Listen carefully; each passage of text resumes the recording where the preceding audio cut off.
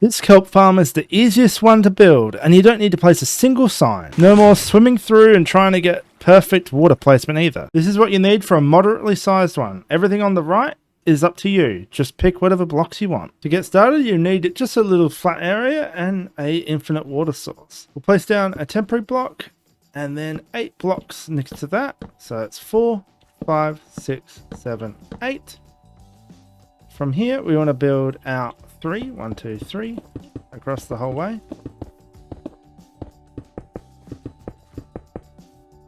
Jump to the other side and place observers like so. Above that, your pistons. And now we want to leave a gap and then do this on the other side. So 1, 2, 3 all the way across.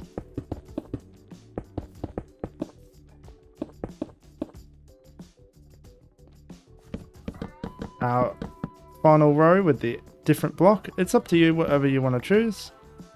Now we repeat this on this side. Observers.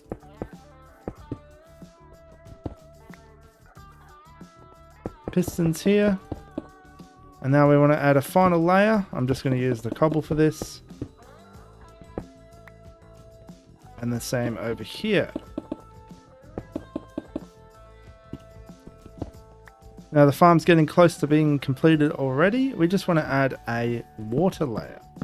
This is a layer that's not going to have any pistons or anything. And this is to protect the infinite water sources, or rather the water sources themselves, so they don't break and then cause the kelp to not be pushed out. Okay, so it's almost done. So now we just need to add one final layer. I just like to use the different block to help signify it.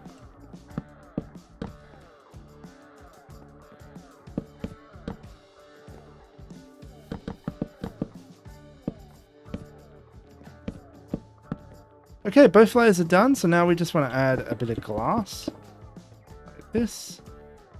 And on these sides, you want to bring it up all the way.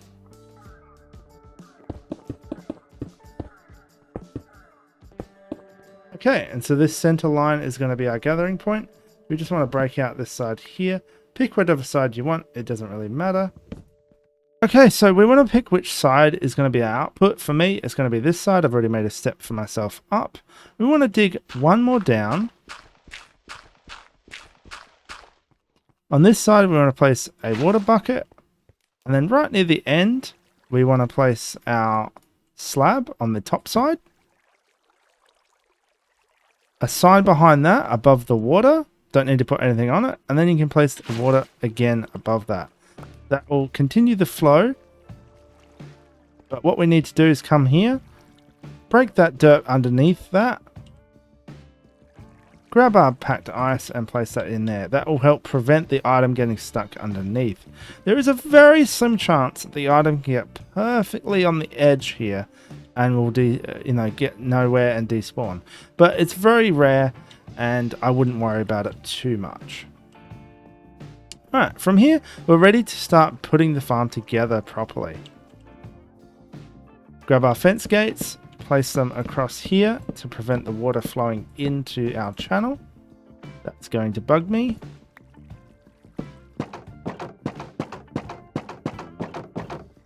All open, and now let's grab some water. Now here comes the trickiest part of our build so far, and this is the only tricky part really. We want to place water up on the high level here, and then from here we want to actually grab our kelp and let it grow to max. You'll still need to grab some water and grab some extra water here. Just keep placing it all the way across until you've filled up this entire top section, including... Make sure you fill the entire top section, including these extra bands here. We want to make sure everything is full with as much water as possible. And you can actually grab some source blocks of water. If you break these once you've grown them up, these will be source blocks that you can continue to grab from.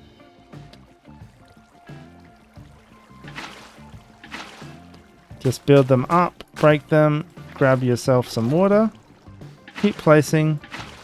Alright, now that we've got this entire side done, we can properly fix the water. So what we need to do is grab our kelp, go across the whole way. On these ones, we want to build them all the way up, on every one, all the way. Okay, now that that's done, we want to break the kelp here, so there's none on this band.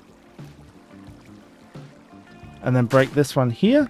Alright, so this is what, to summarize, water everything, build the kelp up until it's all full, delete the kelp on the sides, and now we have perfect source blocks for everything. So now we just want to break all these ourselves, and that all just jump towards us.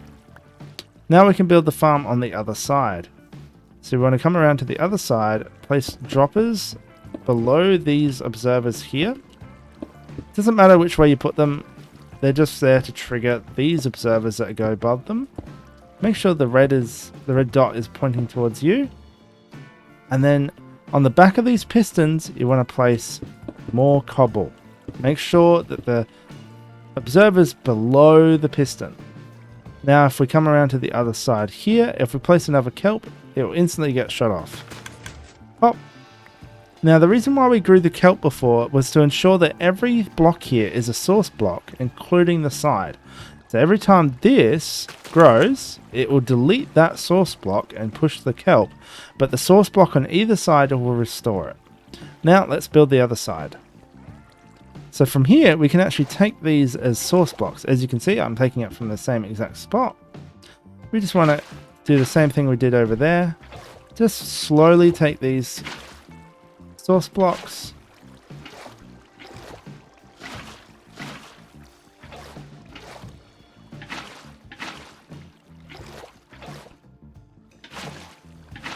Okay, now we can grow our kelp on every spot. Oops.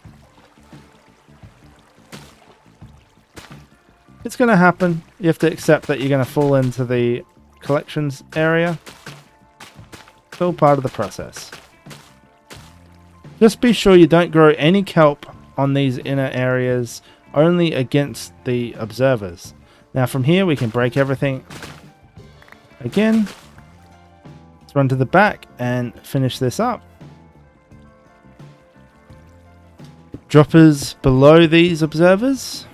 Observers looking into those droppers. And a row of blocks behind the hoppers. The pistons. And it's all done. We see we have a rogue one that's grown before I was able to fix it. That's okay. We'll just break that. If we place another one, it will get shot off. There we go. Now this farm is pretty much functioning. All we need to do is replace this block here with our hopper. It's going to be a bit awkward.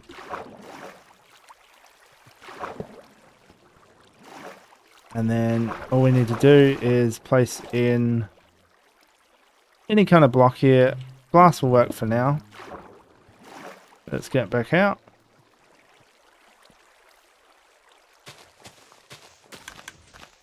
Alright, this is pretty much done and you can walk away from this point. But I'm going to keep showing you how to expand this. So from here, we want to place another set of cobble.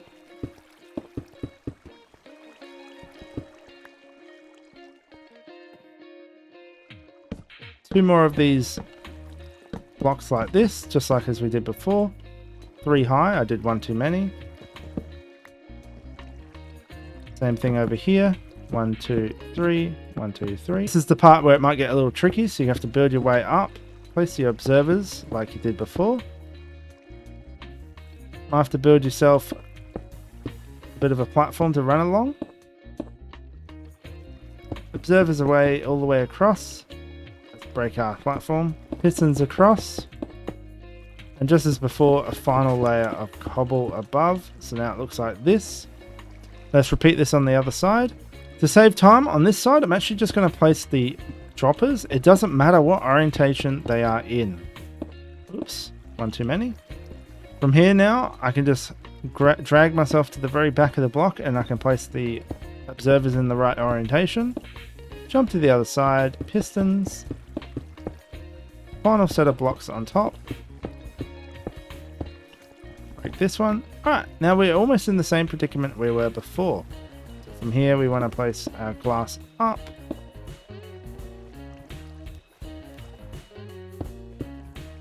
Alright, the sides are all done. Now we want to do the same thing. We grab our source box from here in the center and then start placing our water. This is going to be a little trickier because you're going to have to constantly jump up and swim.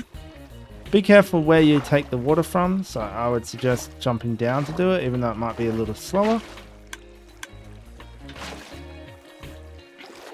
You can tell you placed it right since it should all be flat.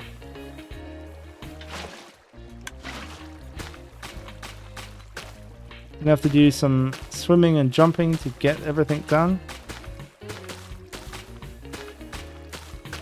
Alright, now we just need to break everything. Bottom of these ones in the middle of everything here. Make sure that band is empty. Alright, let's do it to the final side over here. Pistons will not fire unless you place those final observers in. All done. Let's break that, all the center. And that final kelp there. Okay, everything's done. Now we need to jump on the outside. Grab our final set of observers. Place them up. You have to hold down shift since you'll open up the inventory.